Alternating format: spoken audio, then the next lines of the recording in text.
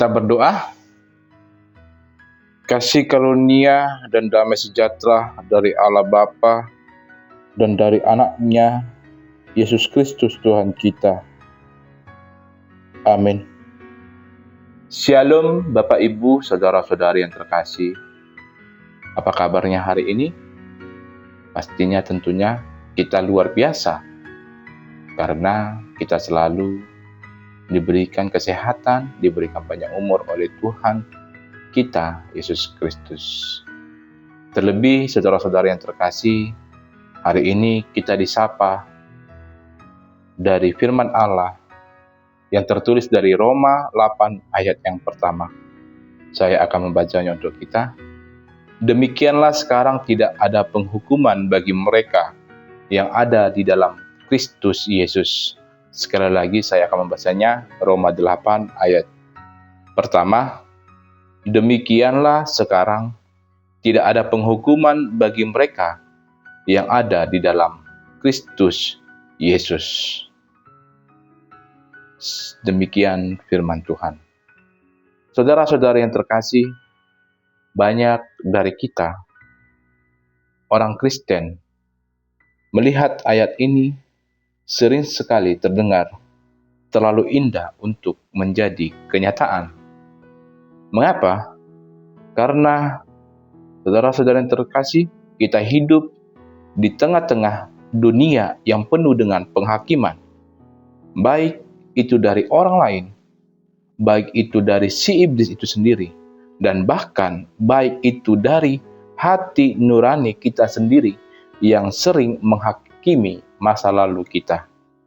Oleh karena itu, ketika kita ingin mengerti mengapa ada ledakan sukacita di pasal 8 ayat pertama ini, kita harus melihat saudara-saudara yang terkasih di pasal yang sebelumnya, terutama di akhir-akhir pasal yang ke-7, ketika Paulus mengekspresikan sesuatu perkataan di mana dia berkata, "Aku manusia celaka, siapakah yang akan melepaskan aku dari tubuh maut ini?"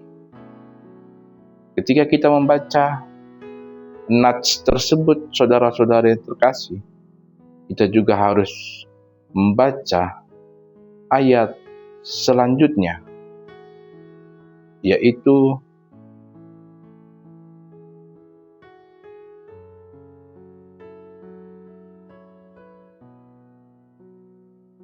syukur kepada Allah oleh Yesus Kristus Tuhan kita. Jadi dengan akal budiku, aku melayani hukum Allah, tetapi dengan tubuh insaniku, aku melayani hukum dosa.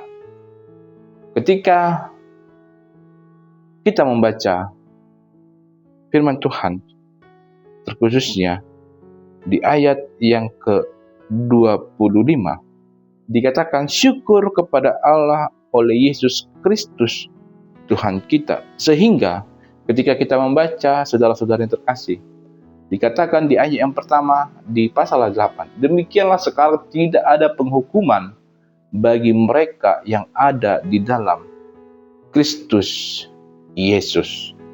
Disinilah kita melihat, saudara-saudara yang terkasih, suasana yang terjadi di pasal 8 dengan kata demikianlah sekarang, yang menjadi kata sambung yang mengubah keputusasaan menjadi kemenangan. Di mana ketika di pasal yang ke-7 di ayat yang ke-25, Yesus Kristus Yesus yang menjadi pengganti kita, di mana sekarang status kita itu tidak lagi ada penghukuman, yang kata Yunani untuk penghukuman di sini itu adalah kata krima, yang merujuk kepada vonis bersalah yang diikuti dengan hukuman mati. Bayangkan Bapak Ibu, saudara-saudara yang terkasih, ketika seorang terdakwa yang berdiri di ruang sidang,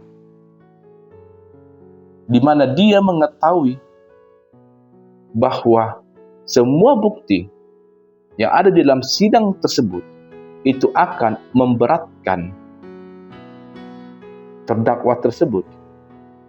Namun, ketika waktunya sang hakim mengetuk palu dan menyatakan bebas murni, tidak ada hukuman, disinilah saudara-saudara yang terkasih,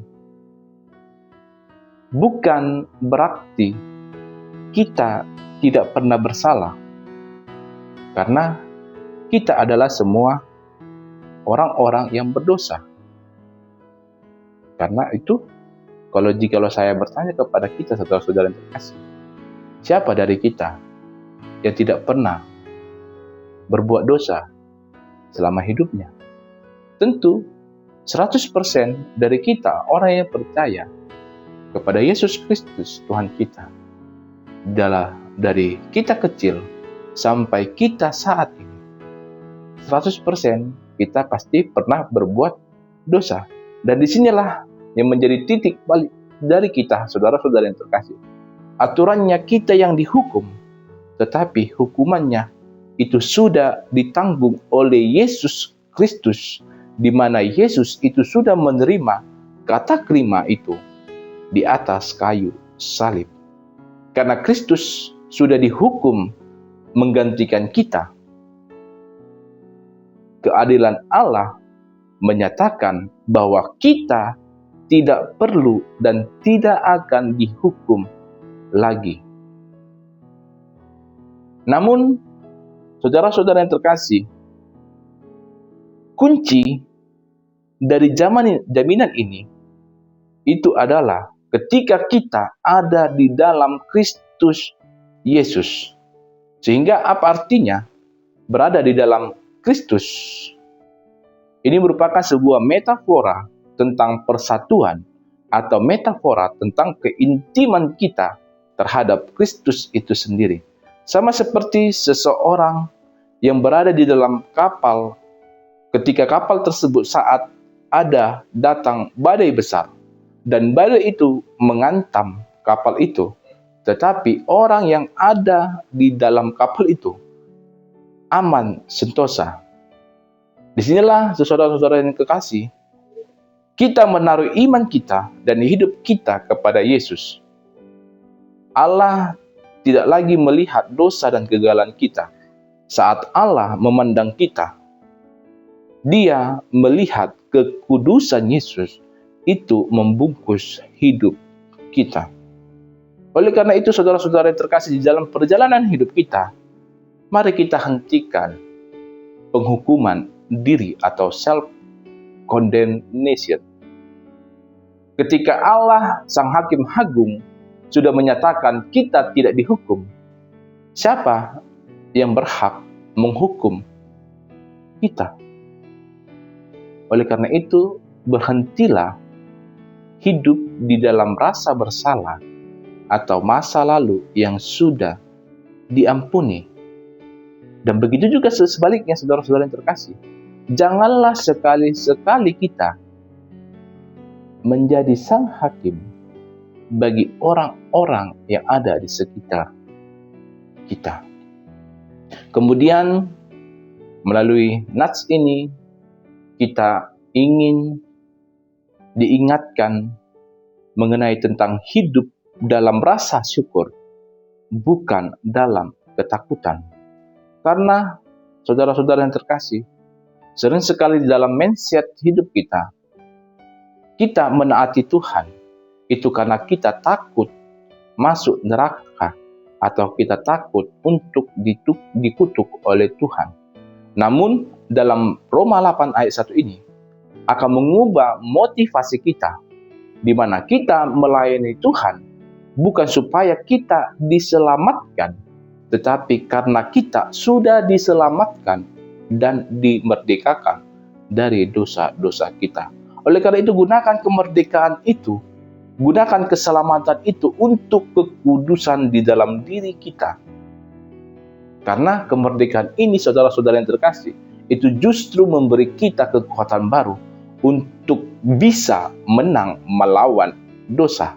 Karena kita tahu, kita tidak lagi berjalan sebagai budak dosa, melainkan kita berjalan sebagai anak-anak Allah. Oleh karena itu, hendaklah kita hidup dengan kepala tegak, bukan karena kita hebat, bukan karena kita tanpa celah, melainkan karena Yesus Kristus itu telah menyelesaikan segalanya bagi kita. Mari kita ingat, di dalam Dia, vonis kita itu adalah bebas. Amin. Kita berdoa.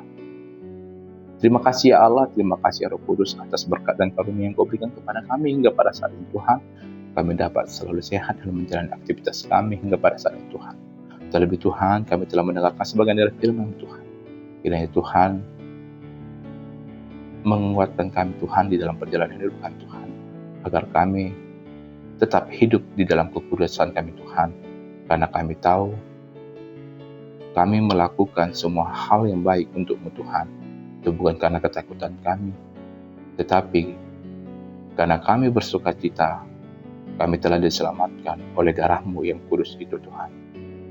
Oleh karena itu Tuhan, ajari tetap kami Tuhan melalui Roh-Mu Tuhan, agar setiap perkataan dan perbuatan kami Tuhan, itu menjadi berkat-berkat bagi orang-orang di sekitar kami.